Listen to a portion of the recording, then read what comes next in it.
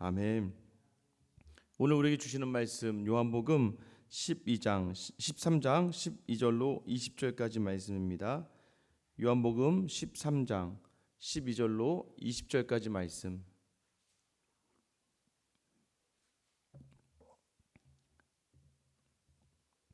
같이 한 목소리 읽겠습니다.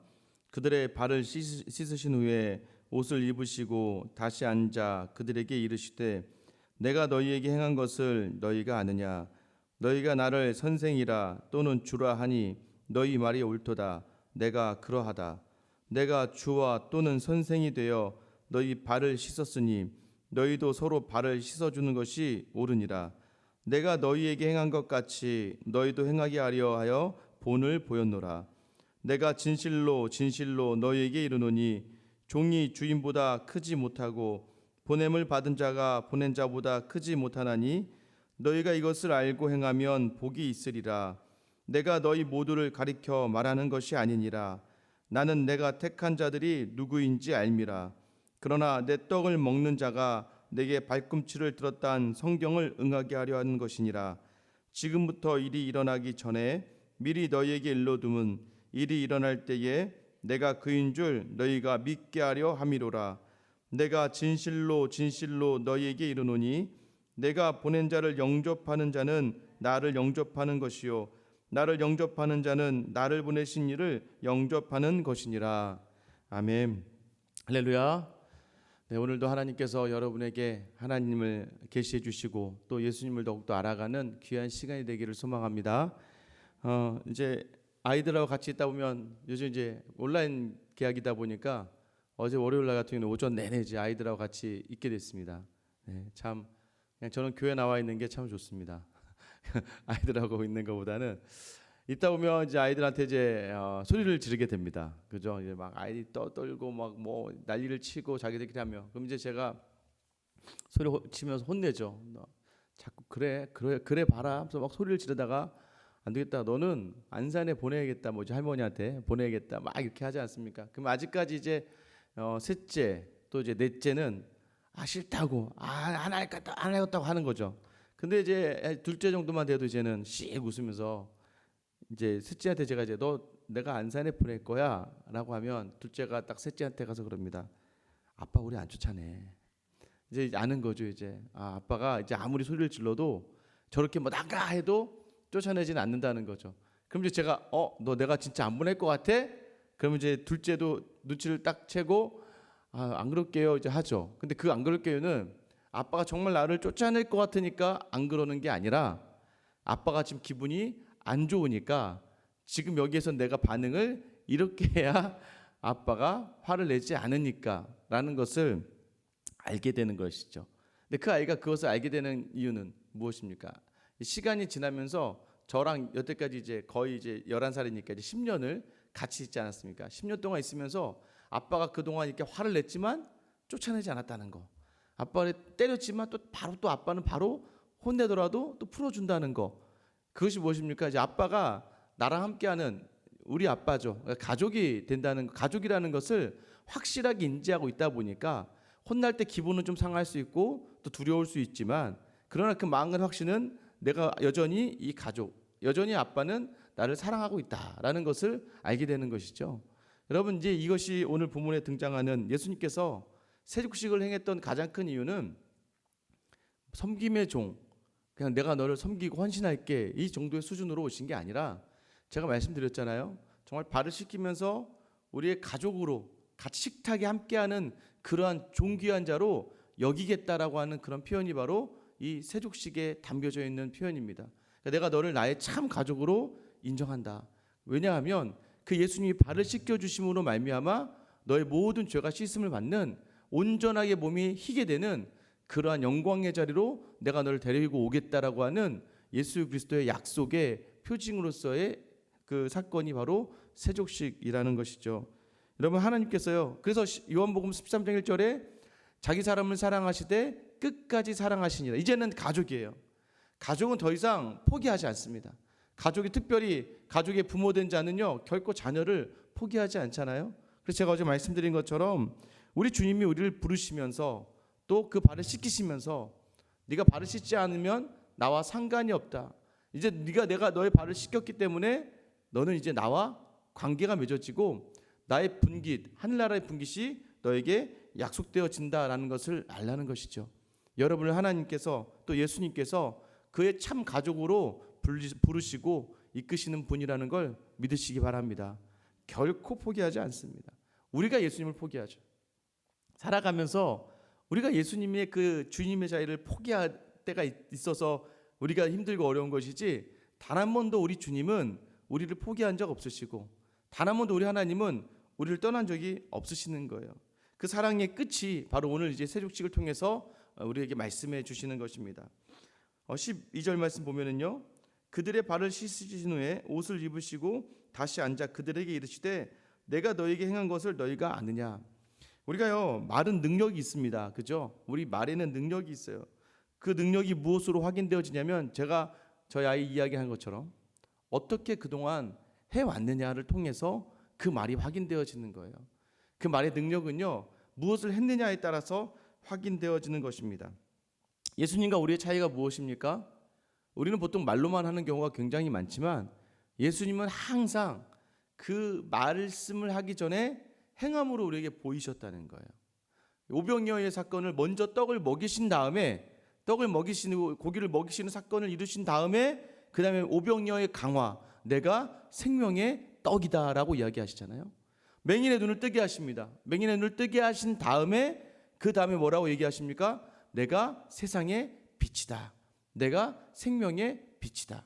그러니까 그 말씀이요, 유대인들이 바리새인들과 다른 거예요. 왜냐하면 바리새인들은 말만 하거든요. 틀렸어. 이게 맞는 거야, 틀린 거야, 말만 하지 전혀 행함으로 자신의 삶의 그런 행동으로 보여주지 않는데, 예수님은 모든 일을 자신의 모든 오병이어의 사건을 일으키시고 맹인의 눈을 뜨게 하시고 앉은 맹인을 일으켜 세우시면서 그 행함에 기준하여 자신이 왜 이 행함이 표적인지에 대해서 설명해 주시는 것이, 이 일들이 하나님의 아들인 나를 통해서 이루어질 수밖에 없는 일들을 설명해 주시는 거예요. 그러니까 우리도 마찬가지. 여러분이 말씀이 다 이해가 돼서 처음에 교회 오신 게 아니라니까요. 그죠? 왔는데 말씀이 갑자기 예수 그리스도 막 창세기부터 요한계시록이 막 꿰뚫어지고 그 말씀 한 구절 한 구절이 정말 내 마음팍에 탁탁탁탁 박혀서 우리가 신앙생활 하는 게 아니에요. 우리가 신앙생활 하는 거 처음에 하나님이, 예수님이 어쨌든 간에 내 마음을 터치해 주시고 감동을 주시고, 왜 내가 여기 나오지? 이해는 몰라요. 내가 근데 교회 나가야 될 것 같은 마음이 그냥 들어요. 그러면서 앉아 있다가 말씀을 듣다 보니까 알게 되는 거죠. 그리고 같이 계속 생활하다 보니까 알게 되는 것이죠. 아니, 저희 아내가 어제 저에게 그러더라고요. 어제 저희 아침 설교를 들었나 봐요. 이제 출근하는 길에. 그래서 어렸을 때 성경을 많이 읽었대? 저한테 그러더라고요. 몰랐던 거죠. 무슨 말이냐면 살아가면서 알게 되는 것들도 굉장히 많다는 거죠. 근데 저도 어렸을 때 정말 성경을 그렇게 많이 읽었고요.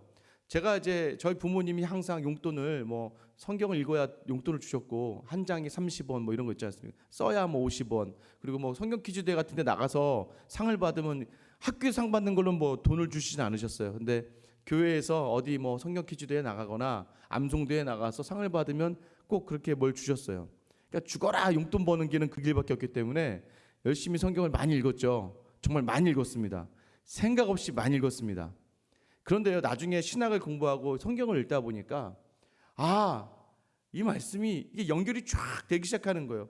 단편적으로 알았다. 그래서 저는 이제 교육부서 이제 우리 아이들 이제 한 초등학교까지는 이 아이들에게 성경의 의미보다는 성경의 이야기를 알게 하는 거. 사울이 누구고 다윗이 누구고 또 이사야가 누구고 예레미야가 누구라는 걸 알게 한 다음에 이 아들이 이제 중학교 고등학교 가면서 그 말씀을 들으면서 그 말씀이 그때 그 다윗은 이러해서 이러한 다윗이었구나. 다윗이 그때 왜 사울 죽이지 않았구나. 이사야는 왜 그때 이런 말씀을 선포했구나라는 것들이 나중에 깨어지는 것이, 이게 단계가 있다는 것이죠. 그 말씀의 단계, 우리도 마찬가지라는 거예요. 처음에 우리가 예수를 만날 때는요, 그냥 하나님 주시는 은혜, 그냥 특별한 은혜로 이 자리에 나오지만, 이 자리에 있으면서 여러분들이 점점 말씀을 깊이 묵상하고 이해할 때마다 그때 내게 주신 그 상처가 이 말씀이 내게 또 응하게 하려는 것이구나. 그때 내게 주었던 상황은 말씀과 동떨어진 삶이 아니었구나, 이것이 꼭 필요했던 것이구나라는 것을 깨닫게 되는 그 말씀이, 그러니까 예수님이 어제 지금은 너희가 알지 못하나 이후에는 알게 될 거야, 세족식을 거하는 이유도 나중에 알게 될 거야 라고 말씀하시는 것은 이미 먼저 몸으로 실천하시고, 이미 몸으로 먼저 십자가에 달려 죽으시는 실천을 하시고, 그 다음에 우리에게 성령을 통해서 그리스도, 보혜사 성령이시죠, 그리스도와 그가 하신 모든 일들을 알게 하시는 거예요. 그래서 어제도 계속해서 너희가 아느냐, 예수님은 아셨기 때문에 자기 몸을 희생할 수 있으셨던 것처럼 오늘 우리도 그 말씀을 알아가기를 원하시는 거예요. 그래서 여러분, 우리도 마찬가지입니다. 우리가 내가 크리스찬입니다, 내가 교회 다녀요, 내가 교회 집사님이에요, 내가 교회 장로님이에요, 권사님이에요 라고 하기 전에 내가 목사님이라고 딱 할 때 그 상대가 그래서 다르셨군요 라는 말을 들을 수 있는 신앙인이 되어야 된다는 거예요. 그래서 달랐네요. 근데 요즘에 어떻게 했습니까? 저봐 교회 다녔더니 교회 다니니까 저러는 거야. 요즘에는 이런 이야기들을 더 많이 듣는 게 교회가 되어서 너무 안타까워요, 사실은. 그래서 우리 삶에서 좀 포기하는 게 있어야 되고요, 우리 삶에서 조금 더 헌신하는 모습이 있은 다음에 그 다음에 우리의 말이 먹히는 거예요. 그래서 전도는요, 생판 모르는 사람을, 물론 그거는 경우는 하나님의 특별한 은혜, 갑자기 어느 날 전도지를 줬는데 그분이 정말 인생이 힘들었는데 전도지는 그 글귀를 보고 교회 나가야겠다, 그건 내가 잘해서 나오는 게 아니에요. 물론 날 도구 삼아 주셨지만 하나님께서 그에게 특별한 은혜를 주신 거지요. 그러나 우리에게 원하시는 건 뭐냐면 예수님이 하신 것처럼 우리의 삶을 통해서 드러내는 그 모습들이 열매를 가지고 다른 사람들이 우리를 바라봤을 때 어쩜 저렇게 살 수 있을까, 어쩜 저렇게 포기하고 헌신하면서도 행복할 수 있을까, 이 모습을 보면서 나오는 것이 우리가 해양하는 전도라는 것이죠. 예수님께서 물어보십니다. 13절이죠. 너희가 나를 선생이라 또는 주라 하니 너희 말이 옳도다, 내가 그러하다. 예수님은 우리를 가르치는 스승으로 오셨어요. 예수님이 우리의 주인으로 오셨어요. 믿으십니까? 예수님 우리의 주인이시고요, 예수님 우리의 선생이세요.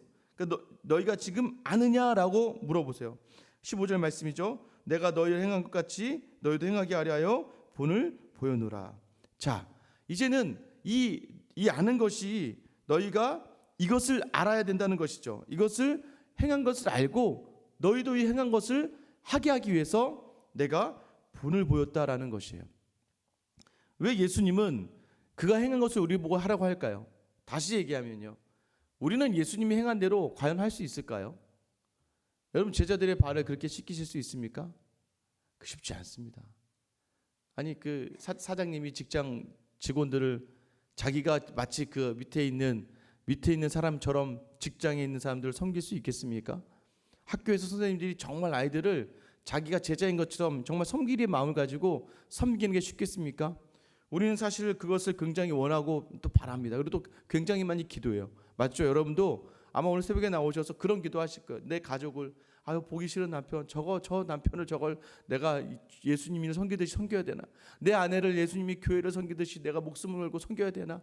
그렇게 작정을 해요. 들어가기 전까지는, 집에 문 열기 전까지는. 문 열고 들어간 다음에 또 자녀들을 섬길 때 하나님이 내게 맡겨주신 내가 청지기적 삶을 가지고 우리 자녀를 섬겨야지라고 작정은 하지만 정작 문을 열고, 표현이 죄송합니다만 자빠져 자고 있는 그 모습을 보면 막 밑에서부터 열불이 막 올라오면서 막 기도할 때만 해도 가서는 그냥 그래 아이들 가서 막 손이라도 잡고 기도해주고 발목이라도 잡고 기도해주고 싶었는데 문을 여는 순간 막 그 꼬락서니가 보고 싶지 않은 거예요. 막 소리 지르게 되고요. 또 딸하고 통화하다가도 오늘도 기분 좋게 하루 시작하려고 하다가도 엄마 있잖아 하면서 뭐가 없어 뭐가 안 돼 하면 막 짜증이 확 나는 거죠. 우리는 행하려고 하는 마음이 충분히 있어요. 말씀도 들었어요. 기도도 했어요. 그런데 가서 그렇게 행하지 못한다는 거예요. 근데 예수님이 아셨다는 거예요. 16절 17절 우리 한번 같이 말씀 읽도록 하겠습니다. 16절 17절이에요. 시작. 내가 진실로 너에게 이르노니 종이 주인보다 크지 못하고 보냄을 받은 자가 보낸 자보다 크지 못하나니 너희가 이것을 알고 행하면 복이 있으리라. 아멘. 종이 주인보다 크지 못하다. 보냄을 받은 자가 보낸 자보다 크지 못하다. 이 얘기는 무엇을 하는 거냐면요, 어떻게 종이 주인보다 크겠느냐. 우리에게 위로의 말씀으로 주시는 거예요. 우리의 주인이 누구십니까? 예수님이시죠. 우리가 아무리 하려고 한들 어떻게 예수님이 행하신 것만큼 할 수 있겠습니까? 너희가 하지 못한다는 것을 아신다는 거예요. 행하라고 말씀하셨죠. 그러니까 우리가 어떻게 이야기합니까? 자녀들에게 너 공부해. 빨리 들어서 공부해. 근데 저는 자녀들이 한마디 하면 끝나는 거예요. 아빠는 그렇게 공부했어? 그럼 우리가 뭐 할 말이 있습니까? 근데 예수님은 그렇게 하셨어요. 그런데도 불구하고 우리에게 그렇게 해라 하시는 이유는 그렇게 하지 못할 것을 아시면서도 그렇게 하라는 거예요. 계속해서 그 마음을 가지라는 것이죠. 우리가 예수님처럼 하지 못한다는 것을 인정하는 것도 복이라는 거예요. 그 인정함으로부터 시작하는 거예요. 무슨 말이냐면 내 인생을 가지고 내 힘으로 할 수 있다는 거 하는 내 자존감, 내 교만, 내 욕심을 안 된다라고 하고 내려놓으면서 비워놓을 때, 그 무슨 말입니까? 내 삶의 자리에 주인의 자리를 비워놓을 때, 그 비워놓을 때 비로소 그 자리에 누가 앉으실 수 있다는 거예요? 예수님이 앉으실 수 있는 자리를 비워놓는 거예요. 그래서 20절 말씀이에요. 내가 진실로 진실로 너에게 이르노니 내가 보낸 자를 영접하는 자를 나를 영접하는 것이요 나를 영접하는 자를 나를 보내신 이를 영접하는 것이니라. 영접이라는 단어가 또 나오잖아요. 이 영접이 앞에서 말한 초대입니다. 초대해서 발을 씻기고 같이 가족이 되는 과정이에요. 가족과 같이 존귀하게 여기는 과정이에요. 무슨 말이냐면 내가 안 된다는 것을 알고 나의 자리를 내려놓으며 내 인생의 주인의 자리에 예수님을 영접하는 사람, 영접하려는 삶을 살아가는 그 삶을 위해 노력하라는 거예요. 그럼 그 얘기는 무엇이냐면 내가 보낸 자를 영접해라라는 것이 있는 거죠. 내가 보낸 자를 영접해라. 그러니까 이 순서의 과정이요. 먼저 중요한 것이 예수님을 영접하기 위한 삶을 살아가는 사람이라고 한다면, 예수님을 내 마음에 영접하며 산 사람이라고 한다면 나의 주변에 있는 사람들을 하나님이 보낸 사람이라고 인정하는 거예요. 그러면 일단 순서가 뭐예요? 여기에서는 다른 사람을 영접하는 게 먼저이겠지만 아니에요. 왜냐하면 알아야 돼요. 뭘 알아야 되냐면 하나님이 보냈다라는 걸 알아야 돼요. 그 알미 복이라고 얘기하는 거예요. 그 알미 복이고 내가 예수님처럼 섬길 수는 없지만 내 안에 예수님을 주인 삼으려고 하는 노력, 내 안에 내가 아무것도 할 수 없고 하나님만 가능하시다고 하는 그 고백 속에서 비로소 다른 사람을 섬길 수 있고, 그렇게 섬길 때 비로소 내가 예수님을 영접한 삶을 살아간다는 거예요. 내 주변에 하나님이 보낸 것 같지 않은 사람이 너무 많아요. 저 사람을 볼 때마다 마음이 뒤집어지고요. 저 사람을 보면 얄미워 죽겠고요. 저 사람은 한 대 줘 박아버리고 싶고요. 저 사람은 참 내 인생에 참 해가 되는 것 같다고 느껴질 때가 굉장히 많습니다. 그러나 예수님께서 뭐예요? 제자들을 사랑하시되 자기 사람을 끝까지 사랑하셨다. 가룟 유다에게도 마지막까지도 기회를 주시면서 계속해서 그를 어떻게든 그가 회개하기를 바라셨던 그 예수님께서는 오늘 우리로 하여금 우리에게 주어진 모든 사람들이 있어요. 여러분, 누가 결국엔 죽는 거예요? 그것을 인정하지 않으면 내가 죽는 거예요. 저 사람 때문에 미쳐 죽겠는 거예요. 누가 죽어요? 내가 죽어요. 저 사람 보면 얄미워 죽겠네요. 내가 죽겠는 거예요. 저 사람 보면 신경질나 죽겠는 거예요. 누가 죽어요? 내가 죽겠는 거예요. 그때 이 살아남으로 경험할 수 있는 방법은 무엇입니까?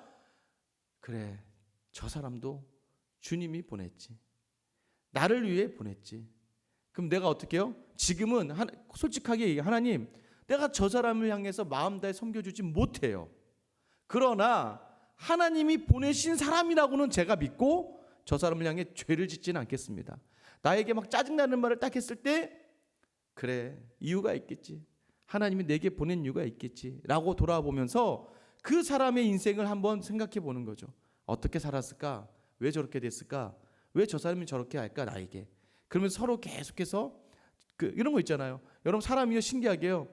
얼굴만 봐도 그냥 얄미운 사람이 있다는 거예요. 그냥 이유를 알지 않아도 그냥 보면서 얄미운 사람이 있다는 거죠. 그럼 그건 뭐예요? 내게 있는 어떠한 트라우마가 저 사람을 볼 때마다 생각나니까 그 사람에게 자꾸 화를 내게 하거나 짜증나게 하는 것이죠.